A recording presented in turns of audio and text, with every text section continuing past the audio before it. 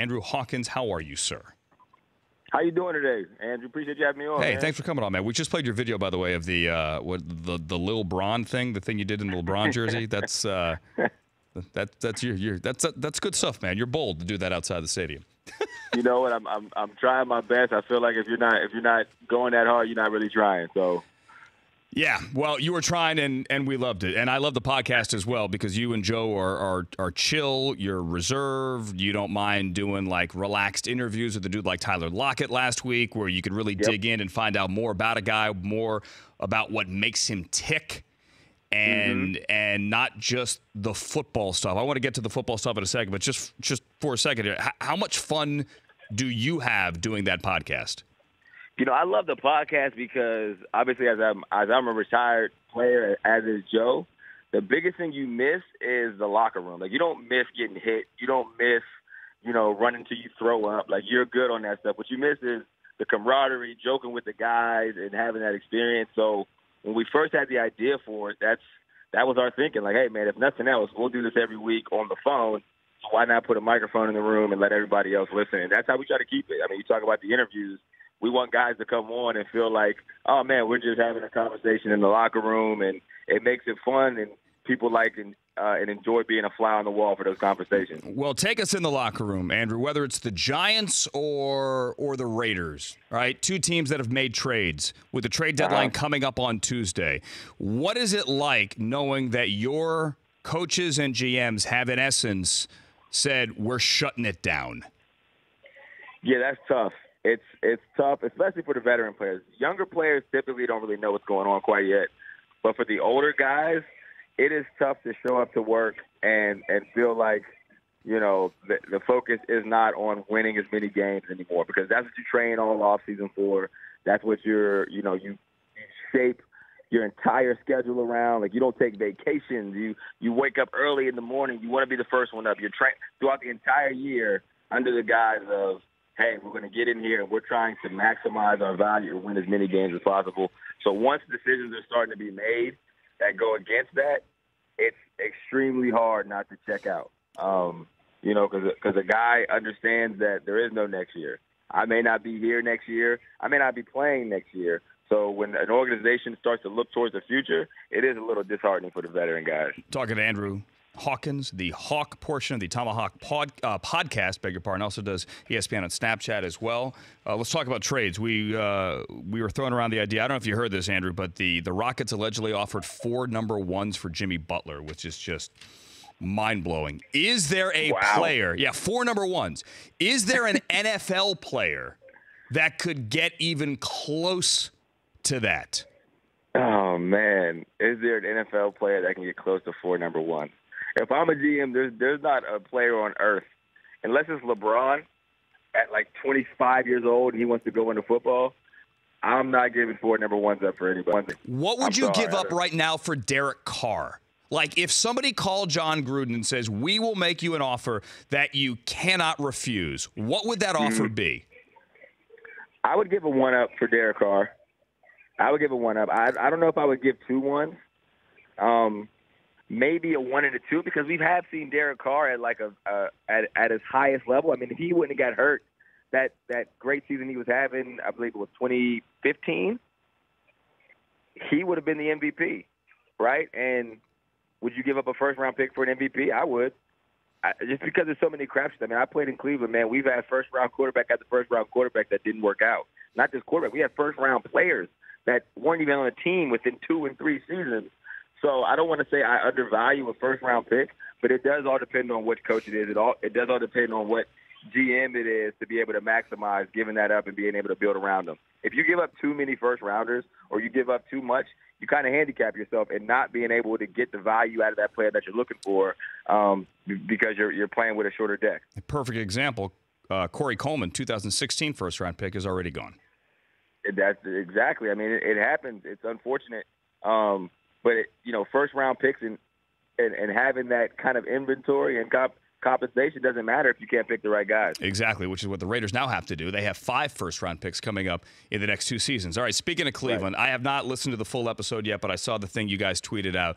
Can you tell the Cody Kessler Terrelle Pryor story? Because Cody Kessler came in last week for Blake Bortles, and he actually played better than Blake Bortles, but now he is back to being the number 2, and Bortles is still the guy, at least for now, as they go to London. But you were Cody Kessler's teammate. Yep. So Cody Kessler was a rookie in 2016, I believe, and we drafted him. And I think that year we had RG3, we had Josh McCown, we had a rotating seat at quarterback of guys we bring in from time to time. Long story short, we're in a game. Somebody gets hurt. The next guy gets hurt, and somehow it's Cody's turn to go. He's a rookie, never played before. The game plan going in was not for him to play, and so he gets really, really nervous to the point that, he hasn't taken any reps. And for people that don't realize it, third-string quarterbacks, they essentially don't do anything all week because the first-team guy takes all the reps with the starters in practice, and then the second-team guy, he takes the scout team reps against the starting defense. So the third-string guy literally he does drills for a period of practice, and then he doesn't do anything for the rest of the week. So here we are where this guy is about to go in, having not taken any reps. He's a rookie, still trying to get the offense down. And it was later in the game, so I think someone was all right, well, look, we're not going to throw him in.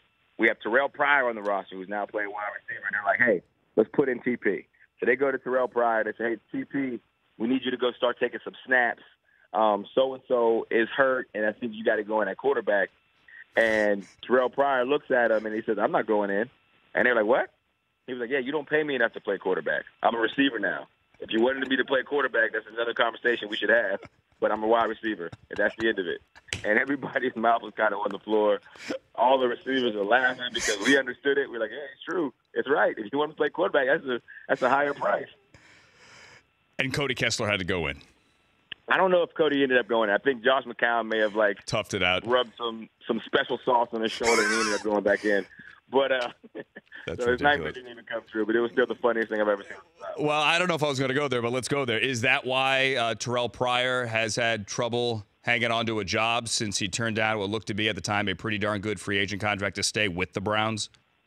It's a gamble. It's a gamble. I don't know if it's the reason why he's had trouble. I think more than anything, it's it's a different world to be able to transition from a quarterback to a wide receiver. First off, there's one of 2,000 athletes that would ever be able to do it. And Terrelle happened to be one of those guys. But in that, you don't change your mentality of a quarterback, right? So what you think is a big contract, what you think is a great deal, looks different from a receiver perspective to a quarterback perspective, or even what your command is in a room, what your role is in a room on a team. It's just different, and it's not something that I don't think TP was used to because he studied. When he would be playing wide receiver, he would be making suggestions on what passes to throw in the goal line, or he would be telling us what the tackle is going to do, or the track the running back needs to take. And I'm like, look, you are flooding your mind with information you no longer need. Trust me. That stuff does not matter anymore. Stop looking at it. Stop looking at what the DM's doing. Stop looking at what the linebackers are doing. This is all you need to focus on. But, again, he's been taught his whole life to do it that way, and it's hard to turn off, and that's both on the field and off the field. Andrew Hawkins, one last thing I want to ask about the Rams. No one here in L.A., because we have better things to worry about right now, is thinking about them going undefeated because the last 4 games, or right now, the next 4 games, rather, Green Bay at New Orleans, Seattle at home, and then Kansas City on the road in Mexico City. But should we be thinking about them going undefeated? Do you think they have a legit shot? I think they're an incredible team. I can't say that I watch them and I think they're going to be able to run the table. Again, they have an incredible collection of players. Sean McVay does an incredible job of getting the most out of those guys with so many different personalities in a locker room that I don't think a lot of coaches would even be able to have a control on. But because Sean is so relatable, I think he's maximizing what they have. But I don't think that they're going undefeated. It's so hard in today's NFL, and I get that they're super talented. But just every week, you just never know who's going to pop up, who's going to have a great game, and that's the beauty of professional football. So especially not this early in the season, I'm not prepared to say that they can run the table. All right, my last thing, I lied. You guys were debating, you and Joe Thomas last week, who had more coach swag, 30-something coach swag, between Sean McVay and Kyle Shanahan. Did we ever decide on a winner? I don't know what the consensus was. I mean, we were a little biased towards Kyle because not only do we get to see the swag on TV, we know the the behind-the-room swag. We've seen the dude dance. We've seen the guy celebrate touchdowns. We've heard his playlist, which is heavily Lil Wayne. So we're a little biased towards the Shanahan team. But I did see Sean McVay board a flight not too long ago and thought to myself, I've never seen a head coach with that kind of swag in my life. So we don't have a consensus on it. I'm biased towards Shanahan, but the decision is still up in the air. All right. Well, McVay got him last week, but for what that's worth, Kyle Shanahan's not dealing with a full deck there with all those injuries in San Francisco. Andrew Hawkins, the Tomahawk podcast. Download it now. Watch him as well on Snapchat, on SportsCenter as well through ESPN. We appreciate you picking up the phone, my friend. Enjoy your football weekend. Of course. I appreciate it, Dan. Talk soon. You got it. Andrew Hawkins. The Rich Eisen Show, weekdays at noon Eastern on Audience.